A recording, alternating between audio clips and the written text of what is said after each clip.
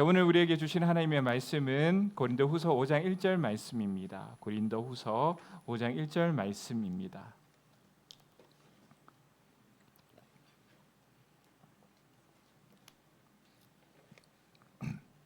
우리 한 목소리로 읽겠습니다. 만일 땅에 있는 우리의 장막집이 무너지면 하나님께서 지으신 집 곧 손으로 지으신 것이 아니요 하늘에 있는 영원한 집이 우리에게 있는 줄 아느니라. 아멘. 오늘은 고린도후서 5장 1절 말씀을 본문으로 지금 놓치는 것 없어요라는 제목으로 함께 말씀의 은혜를 나누고자 합니다. 예전에 함께 사역했던 목사님이 모여서 이제 어떤 계획을 세우고 일을 진행시켜 나갈 때 회의가 끝날 때쯤 꼭 이 말을 하셨어요. 지금 혹시 우리가 놓치는 것 있을까요? 한 번 더 생각해 봅시다. 한 번 더 생각해 봅시다. 저는 목사님의 그 말이 아직까지도 기억에 참 많이 남아요. 그래서 무엇을 할 때마다 무엇을 진행할 때마다 항상 스스로에게 되묻는 질문이 바로 이것입니다. 혹시 내가 놓치는 것이 없을까? 나의 좁은 시선으로 나의 작은 경험으로 무엇을 함부로 판단하는 경우는 있지 않을까? 그래서 나의 좁은 시선과 나의 작은 경험으로 무엇을 놓치지는 않을까? 한번 생각해 보곤 합니다.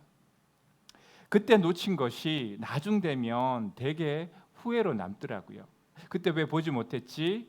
그때 왜 깨닫지 못했지? 그 후회하는 마음, 이게 너무 싫은 거예요. 그래서 할 때 끊임없이 묻습니다. 지금 내가 놓치는 것은 혹시 없을까? 여러분, 나이가 들수록 시간이 어떻게 흘러가는 것 같아요?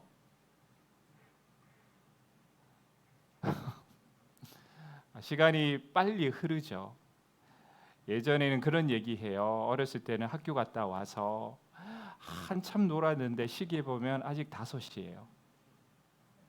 그래서 어머니가 저녁 먹으라고 부를 때까지 한참을 놀았는데 지금은 뭐 조금만 하면 금방 저녁이 되고 금방 하루가 흘러가고 벌써 2022년도 7월 달도 지금 많이 흘러갔어요. 시간이 정말 빨리 흘러갑니다. 그럴 때마다 삶 가운데 정말 중요한 것인데 혹시 내가 깨닫지 못하고 놓치고 지나가는 것은 없을까라는 생각을 지울 수가 없는 거예요. 나름 바쁘게 살아고 열심히 살아가는데 먼 훗날 뒤돌아봤을 때 그때 정말 중요한 것 놓치지 않았을까 하는 생각을 떨칠 수가 없습니다. 어떻게 하면 지금 중요한 것을 놓치지 않을 수 있을까요? 어떤 직장인의 블로그를 보면서 참 공감 가는 내용이 있었습니다. 제목이 딱 있더라고요. 어디에 서 있는지에 따라 보이는 것이 달라진다. 우리 화면에 제가 잠깐 가지고 왔는데 함께 한번 제가 읽도록 하겠습니다. 직장 생활 3년 차 정도가 되면 모든 일을 다 안다고 생각하기 쉽다고 한다. 부장님은 꼰대 같은 이야기만 하고 옆자리 과장님도 처음 봤을 때보다 덜 대단해 보이고 내가 하면 다 잘 될 것처럼 느껴지는 거다. 3년 차가 이렇게 생각하는 이유는 시선의 높이가 딱 3층 수준이기 때문이라고 한다. 직장 생활을 하면서 가장 쉽게 할 수 있는 착각 중 하나이다. 이 글을 읽으면서 어디에서 보느냐에 따라서 보이는 것이 다르다는 것을 좀 알게 되었어요. 3층에서 볼 때 보이는 것이 다르고 조금 더 높이 올라갈 때 보이는 것이 다르고요. 높이에 따라서 우리가 볼 수 있는 것이 다릅니다. 우리의 인생도 그런 것 같아요. 지금 저도 이제 40대 중반인데 지금 보이는 것이 있고요. 나이가 더 들어야만 보이는 것들도 있겠죠. 20대 때는 보이지 않았던 것이 뒤돌아보니까 지금에서야 비로소 보여지고 느껴지는 것들이 있습니다. 그러면 우리는 어디에서 볼 때 우리 인생 전체가 보일까요? 인생 전체를 조명하면서 내가 꼭 붙들어야 되는 소중한 것 놓치지 않고 지금 이 순간에 할 수 있을까요? 많은 사람들이 죽음으로부터 현재를 바라보라고 합니다. 죽음에서 현재를 바라볼 때 인생 전체가 보인다는 거예요. 그 지점에서 지금 내가 비록 서 있지는 않을지라도 그 지점에서 한번 내가 서 있다 생각하고 인생을 한번 바라볼 때 내 인생에 정말 중요한 것, 놓치지 말아야 될 것들이 비로소 보인다라는 거예요. 천명의 죽음을 지켜본 호스피스 전문의가 말하는 죽을 때 후회하는 25가지라는 책이 있습니다. 그 책 중에 제가 읽어보지는 못했고 이렇게 챕터마다 제목이 있잖아요. 25개가 있는데 조금 기억에 남는 7가지를 적어왔습니다. 첫 번째는 사랑하는 사람에게 고맙다는 말을 많이 했더라면, 이게 죽음 앞에서 보니까, 그리고 인생을 뒤돌아 보니까 후회 남는 것 중에 하나래요.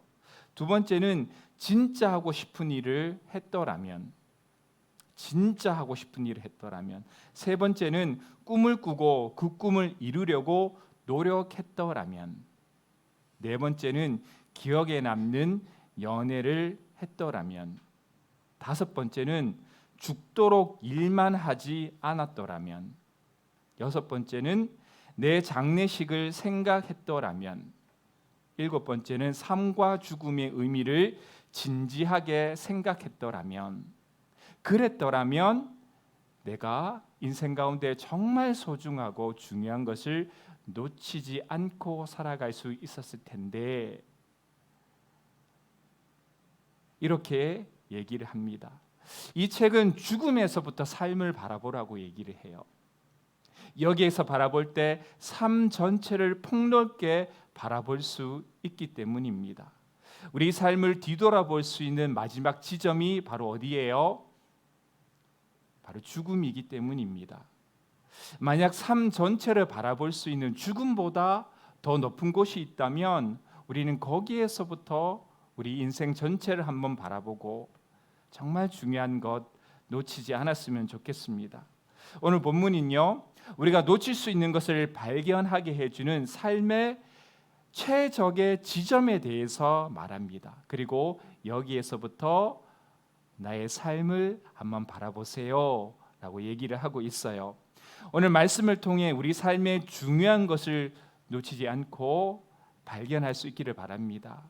그리고 우리가 인생의 어느 지점에서 뒤돌아보았을 때도 후회 남지 않고 정말 중요한 것, 소중한 것 하면서 살아갔어 라는 고백을 할 수 있는 모든 헤세드 청년부 여러분들이 되시기를 주님의 이름으로 축복합니다.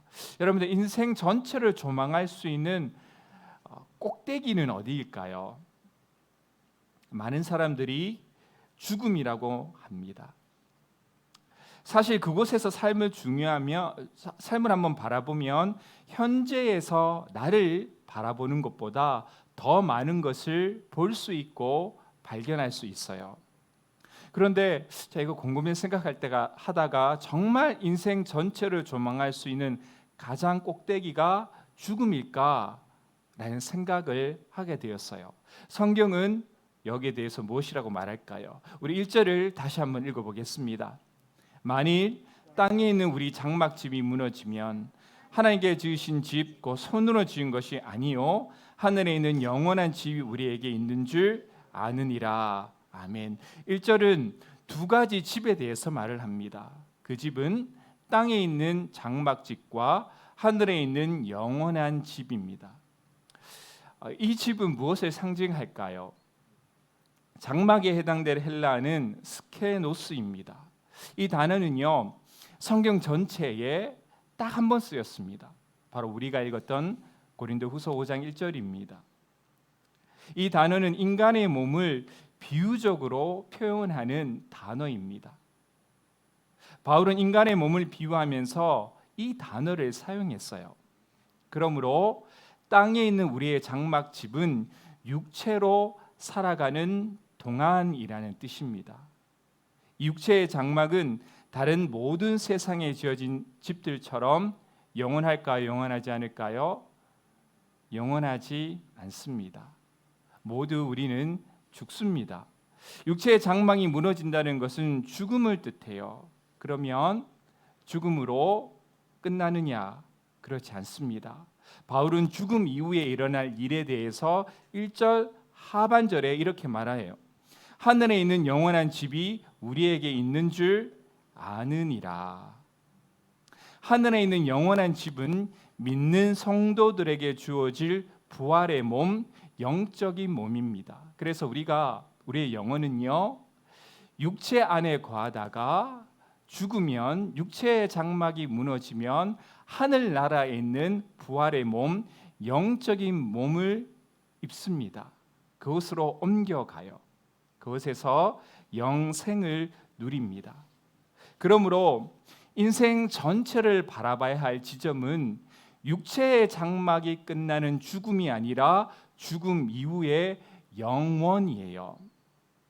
이것이 죽음보다 더 높은 곳에서 인생을 조망할 수 있는 가장 높은 지점, 꼭대기입니다. 이곳에서 인생 전체를 바라볼 수 있습니다. 영원으로부터 우리의 삶을 바라보라는 것이 오늘 우리가 읽었던 고린도후서 5장 1절이 우리에게 주는 메시지입니다. 영원에서 현재를 바라보자. 죽음에서 현재를 바라보는 것도 유의미하지만 영원의 관점에서 하루를 바라보고 하루를 살아갈 때 정말 중요한 것, 소중한 것을 놓치지 않을 수 있다라고 얘기를 합니다. 여러분들, 영원의 지점에서 현재의 삶을 바라본다는 것은 어떤 의미일까요? 두 가지 의미가 있어요. 영원의 삶의 시작과 과정이 있을 뿐 끝은 있을까요? 없을까요? 영원한 삶은 시작이 있고 과정은 있지만 끝이 없습니다. 이 두 지점 사이에서 일어나는 일을 한번 생각해 보자고요. 영원한 삶의 시작은 무엇입니까? 죽음이자 심판입니다. 영원한 삶의 과정은요, 하나님과 동행하며 나누는 안식과 기쁨이 연속되는 거예요. 이것이 영원한 삶입니다. 죽음 이후에 하나님께서 우리의 삶을 심판하시고 그리고 나서 영원한 안식으로 들어갔을 때는 하나님과 내가 그곳에서 영원히 기쁨과 은혜와 감사의 교제를 나누는 것이 영생입니다. 이 심판을 기억하고 하나님의 평가에 따라 결정하는 것이 영혼으로부터 현재를 바라본다는 첫 번째 의미입니다. 하나님께서 이 일을 어떻게 평가하실까? 그리고 내 삶에 결정할 수 있는 기회가 주어졌을 때 그 평가를 기억하면서 하루하루를 살아가는 것이 영혼의 관점에서 하루를 바라보고 우리 인생을 바라보면서 살아가는 첫 번째 의미입니다. 두 번째는 하나님과 나누는 풍성한 은혜의 교제예요. 여러분들, 심판을 기억하는 삶, 이것은 어떠한 삶일까요? 여러분, 심판하면 무엇이 가장 먼저 떠오르세요? 심판. 저는 열심히 사역하고 나서 평가받는 게 제일 힘들어요. 나는 열심히 했는데 실제로 참여한 사람들의 평가는 다를 수가 있잖아요. 우리의 삶을 내가 평가한다면 좀 마음에 들지 않더라도 10점 만점 줄 수 있잖아요. 그런데 하나님께서 우리의 삶을 평가하신대요. 하나님의 기준은 어떨까요? 대충 넘어가실까요? 그렇지 않잖아요.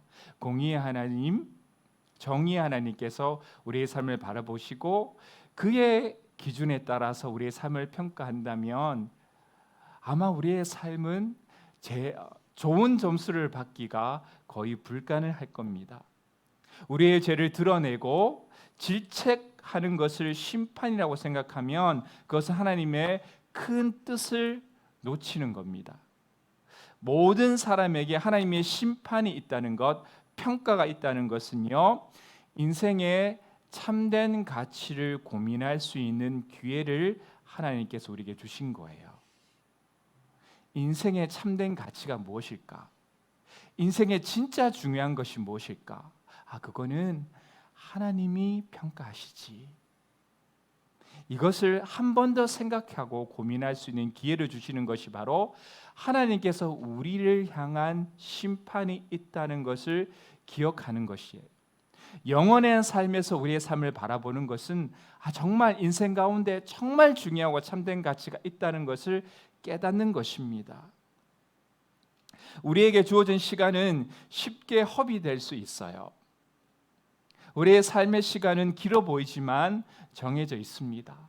20대 때 뒤돌아보면 정말 지금에서 뒤돌아보니까 그 20대 시절이 정말 반짝반짝 빛나는 시절이었다는 것을 좀 알 것 같아요. 근데 그때는 얼마나 쓸데없이 시간을 낭비하고 허비했는지, 그냥 친구들하고 모여가지고 낮에 모여서 카페에 가서 커피 한 잔 마시면서 4시간, 물론 그 시간이 저는 무의미한 시간은 아니었겠지만 그렇게 시간을 허비한 게 참 많이 아까워요. 근데 뒤돌아보면 지금 제가 살아가고 있는 이 40대도 눈 깜짝할 시간에 지나가겠죠. 내가 사랑하는 아이들도 함께하며 그 아이의 소중한 얼굴을 볼 수 있는 시간이 많지 않다는 것을 많이 느껴요. 자, 뒤돌아보니까 오늘 누구지? 윤혜 자매가 이제 출산하고 아기 데리고 교회 왔더라고요. 아기 며칠 됐어요? 그러니까 45일 됐대요. 근데 나는 우리 아이가 45일 되었을 때 얼굴이 이제 기억이 안 나. 너무 슬퍼요. 기억하고 싶은데 기억이 안 나는 거예요. 오늘 우리의 하루의 삶도 몇십 년이 지나고 난 뒤에 그렇게 흘러가는 하루가 되지 않을까라는 생각을 합니다. 여러분들, 내가 쓰는 시간이 내 것인 것처럼 보이지만 마지막 때 그 세간을 바라보는 내 생각이 좀 다를 거예요. 지금 나에게 주어진 시간은 내 마음대로 할 수 있도록 주어진 자유가 아니라 하나님께서 나에게 정말 가치 있는 인생을 살 수 있도록 주신 기회였다는 것을 우리는 그때서야 비로소 좀 깨달을 수 있을 것 같아요. 아이가 놀아달라고 했을 때 참 귀찮았는데 그때는 그 아이와 내가 함께 시간을 보낼 수 있고 내 사랑을 그 아이에게 줄 수 있는 소중한 기회였는데 왜 그때는 그걸 몰랐을까? 왜 몰랐을까? 그런 생각을 자주 해요. 우리 정권 형제님 자주 좀 얘기해서 그렇지만 정권 형제님하고 제가 그때 신림천에서 만나서 신방을 했었어요. 조금 더 정원 형제님하고 깊게 교제하지 못했지, 그런 후회들이 참 많이 남아요. 오늘 우리에게 준 시간은 내 마음대로 쓰라고 준 시간이 아니라 하나님께서 정말 내 인생에 참된 것을 할 수 있도록 주어진 기회임을 기억하시기 바랍니다. 헛되이 흘려보내지 말길 바래요. 독일의 류벡 교회의 아주 낡은 벽에 돌판에 있는 작자 미상의 시가 기록되어 있다고 합니다. 주님 우리에게 말씀하신다라는 제목의 시예요. 제가 잠깐 적어왔는데 읽어드릴게요.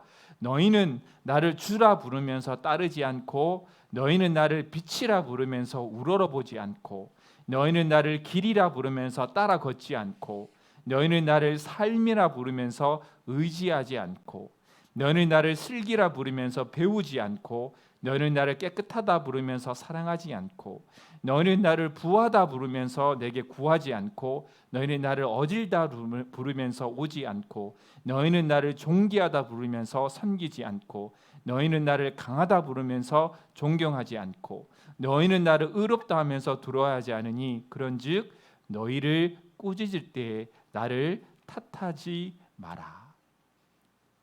이 구절이 참 마음에 와닿는 거예요. 하나님께서는 바알과 같은 수준의 삶을 나에게 똑같이 요구하진 않습니다.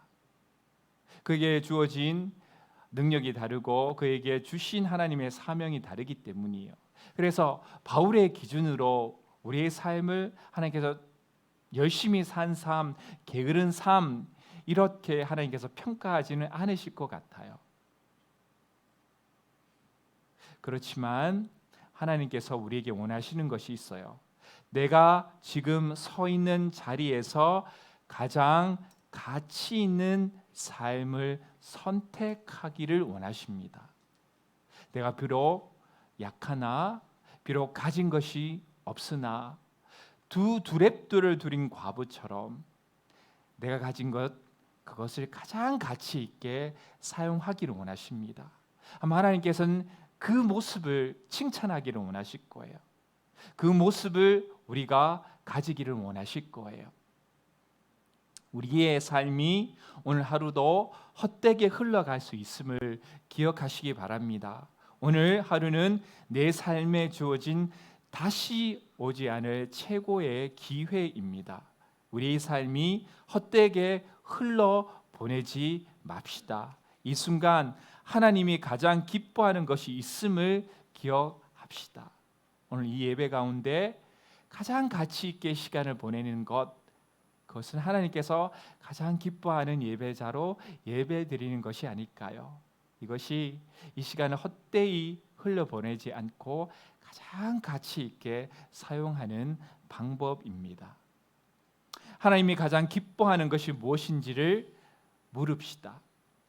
하나님이 기뻐하시는 것에 순종하기를 바랍니다. 그렇게 오늘 우리에게 주어진 삶의 소중한 기회를 우리 최고의 가치대로 사용할 수 있는 모든 헷세드 청년부 여러분들이 되시기를 주님의 이름으로 축복합니다. 두 번째는요, 하나님과 동행하는 삶이에요. 하나님과 동행하는 삶입니다. 인정하기는 싫지만 우리 모두는 연약합니다. 우리 모두는 연약합니다. 말씀대로 살아가기를 결단하지만 고난과 실패에 속절없이 무너지기를 거듭해요. 이것을 인정하는 것이 참 중요한데 세상의 쾌락에 쉽게 취합니다. 죄에 대단히 연약한 반면에 영적으로는 또 대단히 교만해요. 이것이 우리가 지닌 이중적인 모습입니다. 우리는 연약하여 하나님의 도움이 절대적으로 필요하지만 동시에 교만하여 하나님께 손 내밀기를 주저합니다. 영원한 하나님의 나라에서 우리는 하나님과 참다운 기쁨의 교제를 나눌 것입니다. 하나님께서는 기쁨의 교제를 그때뿐만 아니라 지금 이 순간에도 하나님께서는 허락하셨어요.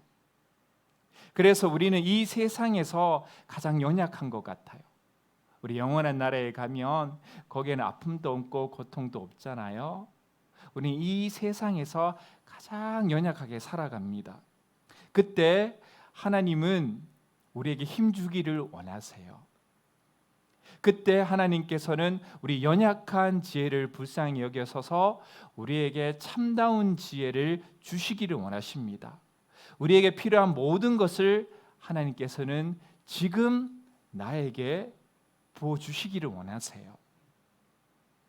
영원한 나라에서 그분과 교제하듯이 오늘 삶 가운데 그분과 참다운 교제를 나누며 하나님께서 주시는 충만한 은혜와 사랑, 축복으로 내 영혼이 채워지기를 하나님께서는 무엇보다도 원하십니다. 그래서 우리 인생 가운데 살아가면서 고통을 당하고 고난을 당하고 아픔을 당할 때마다 우리가 영원한 삶의 시선으로, 영원한 관점으로 지금 현재를 바라보는 것은 그 아픔과 고통을 갖고 하나님의 은혜의 교제 안으로 들어가는 거예요. 하나님, 나 인생 가운데서 어려운 일 당했는데 하나님 나 좀 위로해 주세요. 아무리 생각해도 하나님 어떻게 해야 될지 방법이 떠오르지 않습니다. 하나님, 하나님의 지혜로 깨닫게 해주세요. 하나님과 나누는 깊은 교제로 들어가는 것이 영원한 삶, 영원의 관점으로 오늘 우리에게 주어진 인생을 살아가는 방법입니다.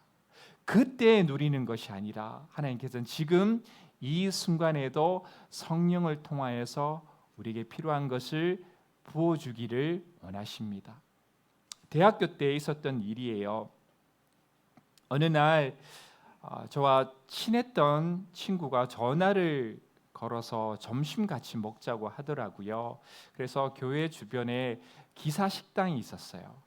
그때 그 기사 식당에 한번 백반 값이 3,500원이었던가 그랬을 거예요.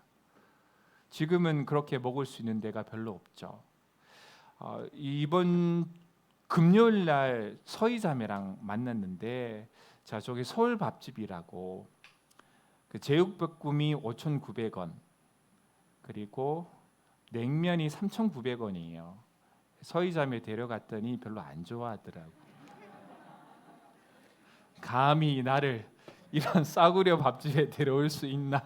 물론 그렇게 생각하지는 않았겠지만, 아무튼 거기 가서 이제 밥을 먹는데, 그 이후로 우리 토요일마다 점심 같이 먹으면서 하나님이 각자의 삶에서 한 주 동안 이룬 일들을 이야기하고 격려하고 기도 제목을 나누는 영적인 교제를 하기로 약속을 했어요.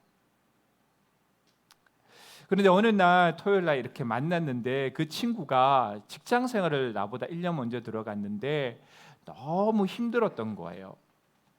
그래서 직장 생활하면서 직면하게 된 여러 가지 어려움에 대해서 그 친구가, 용기야, 내가 이게 어렵고 지금 이 부분에 있어서 어떻게 해야 될지 모르겠어, 털어놓았습니다. 저도 어떻게 해야 될지 잘 몰라서 내가 아는 최선에서 성경 말씀을 찾아서 이렇게 해보는 것이 어떻겠어, 저렇게 해보는 것이 어떻겠어, 이렇게 하나님께서 원하실 거야 하고 함께 기도를 했습니다. 그리고 집으로 돌아와서, 지금은 제가 잘 하지 않는데 그때는 기도 노트를 적었었어요. 그래서 그 친구 이름을 적고, 하나님, 이 친구의 기도 제목입니다 하고 기도를 했습니다. 그의 상황이 한순간에 변한 것은 아니었습니다. 그렇지만 여러 달 그렇게 하나의 문제를 놓고 함께 기도하고, 함께 어떻게 하면 하나님께서 원하시는 길을 우리가 살아갈 수 있을까, 머리를 맞대고 함께 격려하고 기도하면서 몇 달을 지냈습니다. 그러면서 조금씩 우리가 나누었던 기도의 응답을 그 친구가 직장 안에서 받는 거예요. 하나님께서 일하실 때까지 서로를 격려하며 기도하며 다양한 대안을 찾았습니다.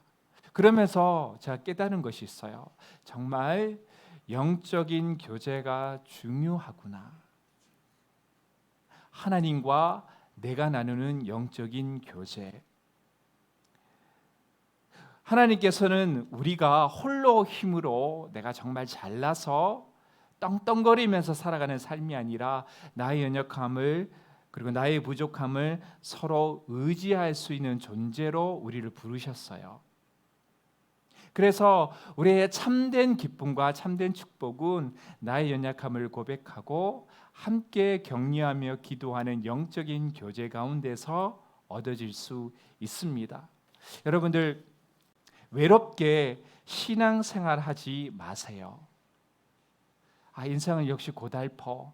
나를 유일하게 위로해 줄 수 있는 것은 우리 술, 이렇게 하면 안 되죠. 나를 유일하게 위로해 줄 수 있는 것은 넷플릭스의 드라마야 하면서 집에 들어가서 치킨 한 마리 시켜놓고 드라마 보면서 마음의 위로를 얻는 것, 그것도 한편으로는 위로를 줄 수 있겠지만, 하나님께서 우리에게 원하는 것은 그 고통의 순간에 하나님께서 내 옆에 있기를 원하세요.